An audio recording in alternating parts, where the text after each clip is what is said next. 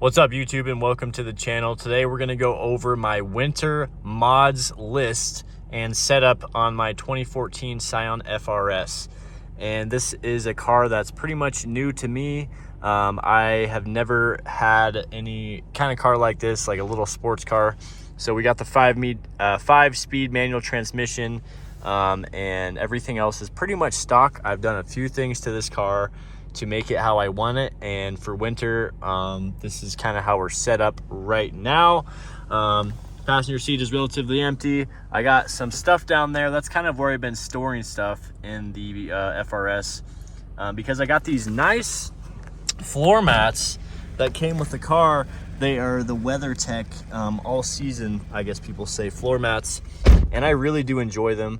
And so I can kind of just get stuff messier or whatever, let stuff kind of be, and just put it on the floor. And plus, the low center of gravity in this car, you kind of want stuff to be on the floor, I guess, as much as possible, for that better ride. And then in the back here, we got a kind of a little custom, the seats are folded down, and then I have an Indian blanket that's just kind of like as a little carpeting for the bottom of the seats in the trunk area. And there's so much room back here, guys. That's one thing that really sold me on this car, is the storage space for such a small sports car. So yeah, inside setup, this is how we're set up right now. Winter driving, I like to have my seat kind of a little bit higher up than all the way down, which I thought I liked at first, but I liked to see a little bit more.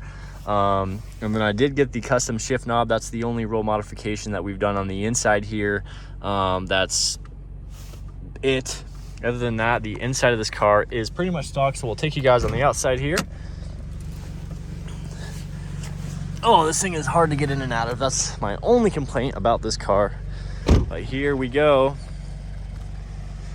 Like I said, guys, we're pretty much stock here on this 2014 FRS. We'll go right to the wheels and tires. We got the OEM FRS wheels, and the same thing with the BRZ. I think the only difference between these two wheels is the Scion and the Subaru badge. I got quite a bit of mud in my wheel wells right now, guys, and that's because I drive out to a dirt road. I have to drive on a dirt road to get to where I'm staying, and that leads me over to the mud flaps. So right here we got some Rally Armor polyurethane mud flaps, and these are really awesome, guys. They look cool, they perform just as good as they look. I think Rally Armor has came out with a new design. Their other design, I think, was a different material or compound they were using, but this polyurethane works really well, especially for my situation. So the Rally Armor mud flaps, that's what we got set up on the wheel and tires setup. I'm sorry, the Rally Armor mud flaps are the only real modification we've done as far as wheel and tire area. We got stock suspension. We have some Hankook outside, I guess just regular tires. I think they're more of like a, I don't know, all-season tire, whatever. And they have a little less tread than my other tires, which are in the front. The two rear tires have a little less tread, and I actually switched them out. They were in the front, and now they're in the rear because you want your traction in the front. And then we have our red valve stem caps right here, guys. That's one other little thing I did. And so, yep, same with the front wheel here. Rally Armor flaps, red valve stem caps. And this car gets surprisingly enough clearance for me to go to where I need to go. And this might be the most controversial thing about this car. We got the JDM Amazon aluminum tow hook here. I actually really like this tow hook. I got no problems with it. I think it looks cool and it is functional. If I do need to get towed, I can get towed, and someone can help pull me out of the creek or whatever. But yeah, we're a little scuffed up underneath, guys, from winter driving. Get little scuffs on the bumper here, but that's okay. We're gonna keep this bumper going.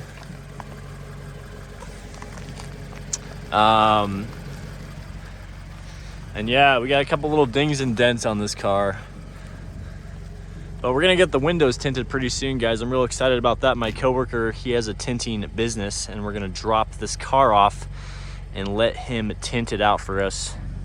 It's gonna be next on the list. And last but not least, guys, we have a NVIDIA Q300 catback exhaust system on this FRS. I really like it. It's the perfect exhaust for what I'm looking for out of this car.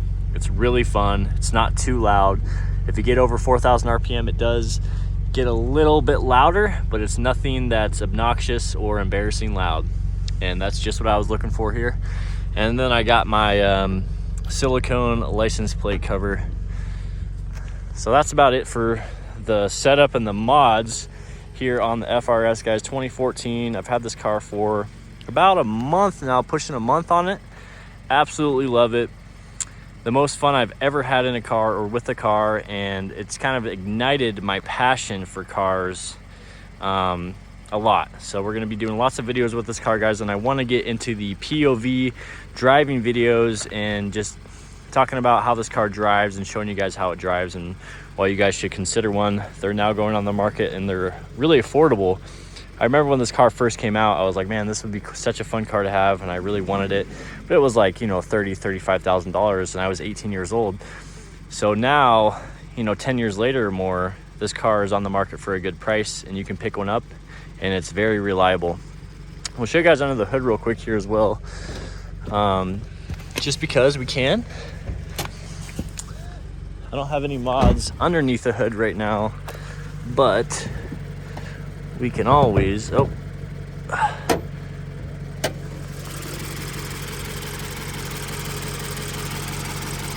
got a Boxer 4-cylinder Subaru motor. I can't find the thing, but yeah, it's pretty much a stock motor here, guys. We don't got anything going on. Sounds good. 90,000 miles. So that's under the hood. Oh, God.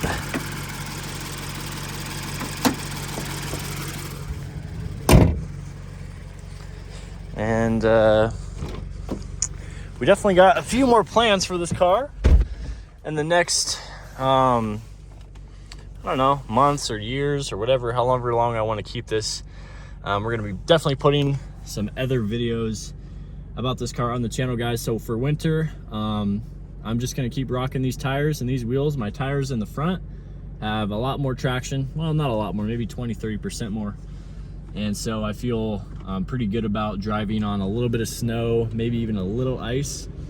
I did go up to Flagstaff and drove around. If you guys don't know Flagstaff, it's the highest elevation in Arizona of about 7,000 feet for a city, and it's lots of snow and ice up there. So we actually might drive in the canyon a little bit today and just see how this performs and do another video for you guys. But yeah, it handles surprisingly well in the snow, or in winter conditions, I would say.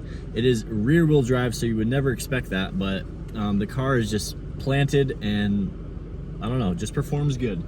So yeah, that's the winter setup, guys. Obviously I am in Sedona area, Arizona, so it's not that crazy of a winter here. And so some of you guys, it might not be realistic to drive an FRS or a BRZ or 86 in winter time, but I follow a lot of forums like the Reddit page for this car and Facebook groups, and people talk about how they drive year-round through the winter seasons these cars and they don't really have much of a problem. You just want to get snow tires. That's the main thing you want to get, because they're going to be worth it to make a total difference. Stay away from the street tires during the winter time. All right, guys, thank you guys for watching this video. Don't